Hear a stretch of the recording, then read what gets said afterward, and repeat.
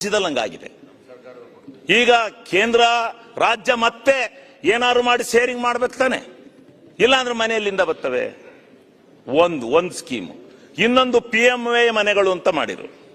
PMAY ಅಂದ್ರೆ ಅದು ಪ್ರಧಾನಮಂತ್ರಿ ಆವಾಸ್ ಯೋಜನೆ ಅಂತಲೇ ಮಾಡಿರು.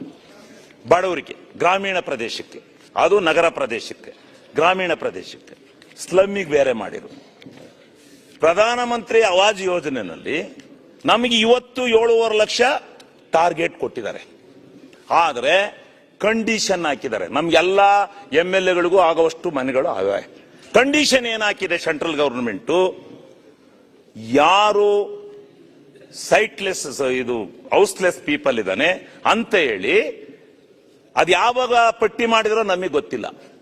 ಬಂದು ಗ್ರಾಮೀಣ ಪ್ರದೇಶದಲ್ಲೆಲ್ಲ ಪಟ್ಟಿ ಆಗ್ಬಿಟ್ಟು ಪಟ್ಟಿ ಅಪ್ಲೋಡ್ ಆಗ್ಬಿಟ್ಟಿದೆ. ಯಾರಿಗೆ ಆ ಪಟ್ಟಿನಲ್ಲಿ ಇದೆಯೋ ಅವನಿಗೆ ಮಾತ್ರ ಅಪ್ಲೋಡ್ ಮಾಡಿದ್ರೆ ತಗತಿತೆ ಸಿಸ್ಟಮ್, ಇಲ್ಲ ಅಂದ್ರೆ ಅವನಿಗೆ ಮನಿಲ್ಲ. ಇಲ್ಲಿ ನಾವೆಲ್ಲ ಶಾಸಕರು ನಮ್ಮ ಹತ್ರಕ್ಕೆ ಬಂದವ್ರನ್ನೆಲ್ಲ ಬರ್ಬರ್ದು ಅಲ್ಲಿ PDO ತಕ್ಕ ಹೋಗಿ ಅಲ್ಲಿ ಅಪ್ಲೋಡ್ ಮಾಡಿಸಿ ಅಂತ ಕಳಿಸ್ತೀವಿ. 10 ಕಳಿಸಿರೋ ಒಂದಾತ ಇಲ್ಲ. ಯಾಕೆ ಕಾರಣ ಅಂದ್ರೆ ಪಟ್ಟಿನಲ್ಲಿಲ್ಲ. ಪಟ್ಟಿನ ಕೇಂದ್ರ ರಾಜ್ಯ ಎರಡೂ ಜನ ಕೂತ್ಕೊಂಡು, ಇವ್ರದ್ದು ಶೇರಿದೆ ಅವ್ರದ್ದು ಶೇರಿದೆ, ಎರಡೂ ಜನ ಕೂತ್ಕೊಂಡು ಆ ಮನೆಗಳನ್ನ ನಿರ್ಗತಿಕರಿಗೆ, ಇನ್ನೇನು ಯಾರು ದೊಡ್ಡರಿಗೆ ಕೊಡೋದು ಬೇಡ, ನಿರ್ಗತಿಕರಿಗೆ ಮನೆ ಹೌಸ್ಲೆಸ್ ಪೀಪಲ್ ಕೊಡಬೇಕು ಅಂತಕ್ಕಂಥ ನಿರ್ಧಾರ ಮಾಡೋದಾದ್ರೆ, ಇದೊಂದು ಜಲ್ದಿ ತೀರ್ಮಾನ ಆದ್ರೆ ಇಲ್ಲಿ ಮನಿಲ್ಲ ಅನ್ನೋದು ತಪ್ಪುತ್ತಾ? 7.5 ಲಕ್ಷ ಮನೆ ಆದ್ರೆ ನಮ್ಮ ಇಡೀ ಕರ್ನಾಟಕ ರಾಜ್ಯದಲ್ಲಿ ಇರ್ತಕ್ಕಂಥ ಇಷ್ಟು ಜನ ಸದಸ್ಯರಿಗೆ ಎಷ್ಟೆಷ್ಟು ಮನೆ ಬರ್ತವೆ? ಅದಕ್ಕೆ ನಾವು ಶೇರ್ ಕೊಡ್ತೀವಿ, ಸೆಂಟ್ರಲ್ ಗವರ್ನಮೆಂಟು ಶೇರ್ ಕೊಡುತ್ತೆ. ಇದನ್ನ ಮಾಡ್ಬೇಕಲ್ಲ. ಇದನ್ನ ಮಾಡ್ದಲೇ ಹೆಂಗೆ ಮನೆಗಳಿಲ್ಲ ಅಂತ ಹೇಳಿ ಕುಯ್ಯಾಡಿದ್ರೆ ಹೆಂಗಾಗುತ್ತೆ? ಮನೆಗಳು ಹೆಂಗ್ ಬರ್ತವೆ? ಇದನ್ನ ಈ ಸ್ಕೀಮ್ಗಳ ಬಗ್ಗೆ ಆಗಿರುವಂತ ವ್ಯತ್ಯಾಸದ ಬಗ್ಗೆ ಇದನ್ನ ಸರಿದೂಗಿಸ್ಬೇಕು. ಯಾರು ಸರಿದೂಗಿಸ್? ಸ್ಕೀಮ್ ಅವ್ರದ್ದು, ಸ್ಕೀಮ್ ಪ್ರಧಾನಮಂತ್ರಿ ಆವಾಸ್ ಯೋಜನೆ ಅಂತಲೇ ಇಟ್ಕೊಂಡಿದ್ದಾರೆ ಹೆಸರು. ನಾವು ಬೇಡ ಅಂತ ಹೇಳೋದಿಲ್ಲ. ಇಲ್ಲಿ ನಾವು ಈ ಸ್ಪಾನ್ಸರ್ಗೆ ದುಡ್ಡು ಕೊಡೋಣ, 50%ಗೆ ಅಂತ ಕೊಡೋಣ, ಇಲ್ಲ ಈ ಹೊಸ ಮನೆಗಳನ್ನ ತಗೊಳ್ಳೋಣ. ನೀವು ಹೊಸ ಮನೆಗಳು ತಗೊಂಡೇ ಇಲ್ಲ ಅಂದ್ರೆ ಈ ಮನೆಗಳನ್ನ ಏನ್ ಮಾಡ್ಬೇಕು? ಈ ಮನೆಗಳ ಸಾಲದ 2 ಜನ ಸೇರ್ಸಿ ಕಟ್ಟಿಸ್ಕೊಟ್ರೆ ಕರ್ನಾಟಕ ರಾಜ್ಯದಲ್ಲಿ ಎಷ್ಟು ಜನ ವಿಧಾನಸಭೆಗೆ ಎಷ್ಟು ಮನೆ ಬರ್ತವೆ? ಇದು ಒಂದು ಮೂಲಭೂತವಾದಂತ ಸಮಸ್ಯೆ ಅಧ್ಯಕ್ಷರೇ. ಇದಕ್ಕೋಸ್ಕರ ನಮಗೆ ಕೆಲವೊಂದು ಸ್ಕೀಮ್ಗಳನ್ನ ನಮ್ಗೆ ಕೇಂದ್ರ ಮತ್ತು ರಾಜ್ಯ ಸರ್ಕಾರಗಳ ಈ ಒಕ್ಕೂಟ ವ್ಯವಸ್ಥೆನಲ್ಲಿ ಏನ್ ಮಾಡ್ಕೊಂಡ್ ಬಂದಿದ್ವಿ ಅವತ್ತಿನಿಂದ ಇವತ್ತಿನವರೆಗೂ ಕೆಲವೊಂದು ಬದಲಾವಣೆಗಳಾಗಿ, ಅಂದ್ರೆ ನಮ್ಮ ಇಲ್ಲಿ ಏನ್ ನಾವು ಈಗ ಪ್ರಗತಿ ಪಥ ಅಂತ ಹೇಳಿ RDPR ಅಲ್ಲಿ ಒಂದೊಂದು ಕಾನ್ಸ್ಟಿಟ್ಯೂನ್ಸಿಗೆ ಅದೆಷ್ಟು 25 ಕಿಲೋಮೀಟರ್ 30 ಕಿಲೋಮೀಟರ್ ಅಂತ ಕೊಟ್ಟಿದ್ದಾರೆ. 22 ಕೊಟ್ಟಾರೆ ಅಂತ ಹೇಳಿ ಇಟ್ಕೊಳ್ರಿ, 22 ಕೊಟ್ಟಾರೆ. ಈಗ ಅದು ಆಗ್ಬೇಕತ್ತು. ಪ್ರಗತಿ ಪಥದಲ್ಲಿ 22 ಕಿಲೋಮೀಟರ್ ಕೊಟ್ಟಿದ್ದಾರೆ. ಈಗ ಇನ್ನೂ ಯಾರ್ಯಾರಿಗೆ ದುಡ್ಡಾಗಿದೆ, ಏನಾಗಿದೆ, ಸಾಲದೇ ಇದ್ರು ಎಲ್ಲನೂ ಮಾಡತಕ್ಕಂಥದ್ದಕ್ಕೆ ಮಾಡೋಣ. ಇಲ್ಲಿ ಹಣ ಕೇಂದ್ರದಿಂದ ಬರ್ತಕ್ಕಂಥ ಇದನ್ನು ಅವರು ಈ ಸ್ವಲ್ಪ ಜಗಳ ಆಡ್ತಾರೆ ಅಂತ ಇನ್ನೂ ಕೆಲವು ಹೇಳಿದ್ರೆ ಈಗ ಜಗಳಕ್ಕೆ ಬಿದ್ದು ಬಿಡ್ತಾರ ಅವರು. ಇವ್ರಿಗೆ ಯಾರನ್ನು ಸೆಂಟ್ರಲ್ ಗವರ್ನಮೆಂಟ್ ಬಗ್ಗೆ ನಾವು ಮಾತಾಡಂಗೆ ಇಲ್ಲ. ಇನ್ಯಾರನ್ನು ಮಾತಾಡೋಣ? ಪ್ರಿಂಟಿಂಗ್ ಮಿಷಿನ್ ಯಾರ್ತ ಐತೆ? ಪ್ರಿಂಟಿಂಗ್ ಮಿಷಿನ್ ಇರೋದು ಮೋದಿ ಅವ್ರ ಕೈಲಿ. ಅಲ್ಲಿ ಇಟ್ಕೊಂಡು ಸೆಂಟ್ರಲ್ ಗವರ್ನಮೆಂಟ್ ಅಲ್ಲಿ ಹಣನ ಇಲ್ಲಿ ಕೊಡದೇ ಇದ್ರೆ ನಾವ್ ಹೆಂಗೆ ಇಲ್ಲಿ ರಾಜ್ಯ ಆಡೋದು? ಇಲ್ಲ, ನಮ್ ಟ್ಯಾಕ್ಸ್ ನಮ್ಮ ಭವಿಷ್ಯ, ನಮ್ಮ ನಿರ್ಧಾರ ಬಿಟ್ಬಿಡಿ. ಯಾತಕ್ ತಗೊಂಡೋದ್ರಿ GSTನ? ತಗೊಂಡೋಗಿ 1 ನೇಷನ್ 1 ಟ್ಯಾಕ್ಸ್ ಅಂತ ತಗೊಂಡೋದ್ರಲ್ಲ. ಹಂಗಿದ್ದ ಮೇಲೆ ನಮ್ಮ ರಾಜ್ಯದ ವ್ಯವಸ್ಥೆನೂ ಸರಿ. ನಾವ್ ಎಲ್ಲಿಂದ ತಗೊಂಡ್ಕೊಡ್ಬೇಕು? ನಾವೇನ್ ಟ್ಯಾಕ್ಸ್ ಹಾಕ್ತಿವ? 4 ಟ್ಯಾಕ್ಸ್ ಹಾಕ್ತಿವ ಅಷ್ಟೇ. ಅದರಿಂದ ಎಷ್ಟು ಬಂದ್ಬಿಡುತ್ತೆ? ಅದರಿಂದ ಏನು ಇದೊಡೆಯೋದು? ಎಲ್ಲ ಟ್ಯಾಕ್ಸ್ ಇಲ್ಲ, ಇದು ದುಡ್ಡಿಲ್ಲ ಸರ್ಕಾರದಲ್ಲಿ. ಯಾಕೆ ದುಡ್ಡಿಲ್ಲ? ನಮ್ಮ ಈ ಸ್ಕೀಮಲ್ಲಿ ನೀವು ಆಶಾ ಕಾರ್ಯಕರ್ತರಿಗೆ, ಅಂಗನವಾಡಿ ಟೀಚರ್ಸ್ ಸಂಬಳ ಕೊಟ್ಟಿದ್ದೀರಾ? ನಿಮ್ಮದು ಅದು ಸ್ಕೀಮು ಕೊಟ್ಟಿದ್ದೀರಾ? ಎಲ್ಲಿ ಕೊಟ್ಟಿದ್ದೀರಿ?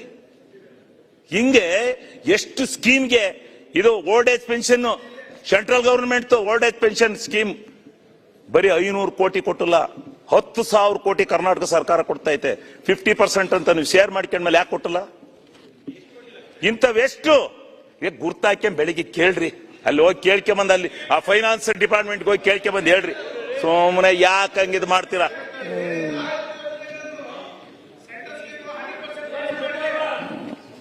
ಆಮೇಲೆ NHI ನಾವೆಲ್ಲ ಏನ್ ತಿಳ್ಕೊಂಡಿದೀವಿ, ಸೆಂಟ್ರಲ್ ಗವರ್ಮೆಂಟ್ ಅಂತ ತಿಳ್ಕೊಂಡಿದ್ವಿ. ಹೌದು, ನಿಜ, ಸೆಂಟ್ರಲ್ ಗವರ್ಮೆಂಟ್.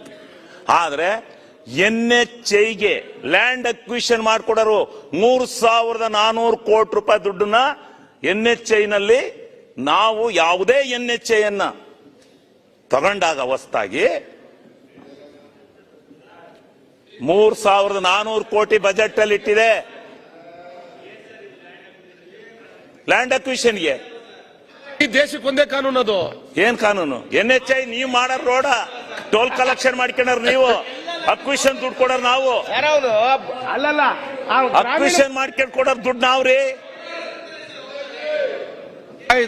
ಈ ರೀತಿ ಇನ್ನು ನೋಡಿ, ಈಗ ಹಿರಿಯರು ಏನೋ ಚೆನ್ನಾಗಿ ಮಾತಾಡ್ತಾವ್ರೆ. ಲ್ಯಾಂಡ್ ಸೆಂಟ್ರಲ್ ಗವರ್ಮೆಂಟ್ ಹೆಸರು ಬರೀತಾರೆ. ಆಯ್ತು, ಯಾರ ಹೆಸರಿಗಾರ ಬರೀಲ್ರಿ, ದುಡ್ಡು ಕೊಡೋದ್ರಿ ನಾವು. ದುಡ್ಡು ಆಯ್ತು ಶಿವಲಿಂಗ ಅವ್ರು ಕೊಡ್ತೀರಿ, ಮುಂದಕ್ಕೆ ಹೋಗಿ.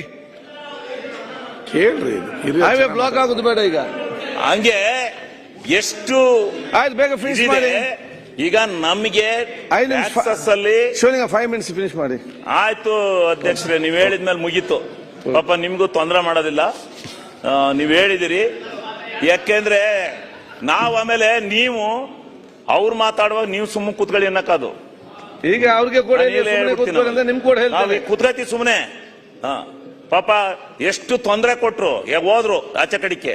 ಅದೇನು ಏನ್ ಏನ್ ನಾವೇನ್ ಮಾಡಿದೀವಿ, ಏನಕ್ಕೋಸ್ಕರ ಇದ್ ಮಾಡ್ತಾ ಇದ್ರಿ? ಅದರಿಂದ ದಯವಿಟ್ಟು ಯಾವುದನ್ನು ಇದು ಮಾಡಬಾರ್ದು. ಯಾವುದು ವಿಚಾರ ನಮ್ಗೇನು ನಾವು ಹೇಳ್ತೀವಿ, ಹೌದು ಸರಿಯಾದ ರೀತಿ ನಮಗೆ ಟ್ಯಾಕ್ಸಸ್ ಬರ್ತಾ ಇಲ್ಲ, ಟ್ಯಾಕ್ಸ್ ಡಿವೈಡ್ ಆಗ್ತಾ ಇಲ್ಲ, ಅದರಿಂದ ನಾವು ಸಂಕಷ್ಟಕ್ಕೆ ಸಿಗಾಕೊಂಡಿದೀವಿ ಅಂತಕ್ಕಂಥದ್ದು ರಾಜ್ಯ ಸರ್ಕಾರಗಳು. ನೀವೇನ್ ಮಾಡ್ತೀರಿ?